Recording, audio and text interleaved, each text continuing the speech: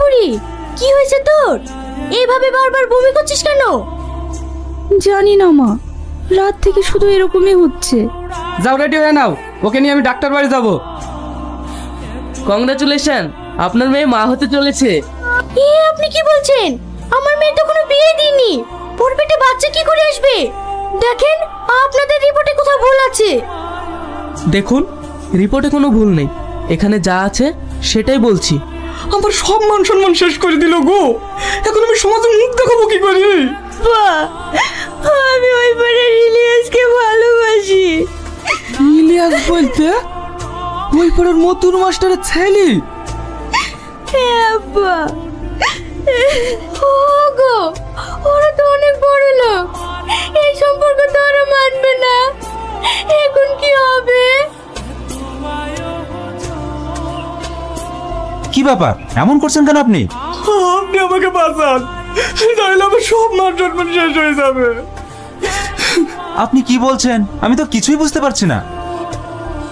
আপনার ছেলে ইলিয়াস আমার মেয়ের সঙ্গে সম্পর্ক করেছে। আপনার ছেলে আমার সব সর্বনাশ করে দিয়েছে।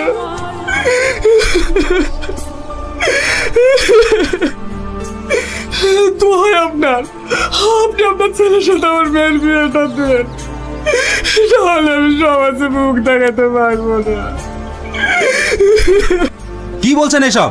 আপনার মাথা ঠিক আছে তো? আমার ছেলে কখনো এটা করতে পারে না। আপনার মেয়ে বাইরে কার সঙ্গে নোংরামি করে এখন আমার ছেলের ঘাড়ে দোষটা পাচ্ছেন? বুঝতে পারছো না? আমাদের টাকা পয়সা আছে রেখে ওর ওই নোংরা মেয়েকে আমার ছেলের ঘাড়ে চাপাতে চাইছে।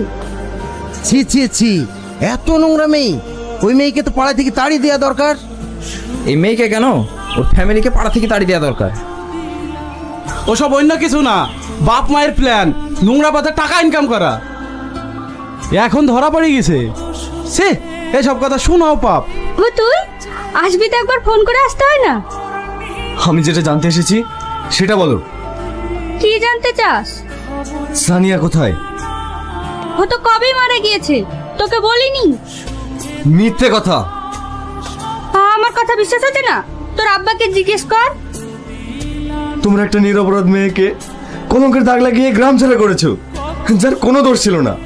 ছি, তোমরা যেটা করেছো সেটা ভাবতেও আমার ঘৃণা হচ্ছে। শোন, আমরা যেটা করেছি সেটা তোর ভালোর জন্যই করেছি। রাখো তোমার ভালো। তোমরা তোমার ছেলের ভালো দেখতে গিয়ে একটা মেয়ের জীবন শেষ করে দিয়েছো, একটা ফ্যামিলি শেষ করে দিয়েছো। আমি তোমাদের কখনো ক্ষমা করবো না, কখনো না। বাবু যাস না।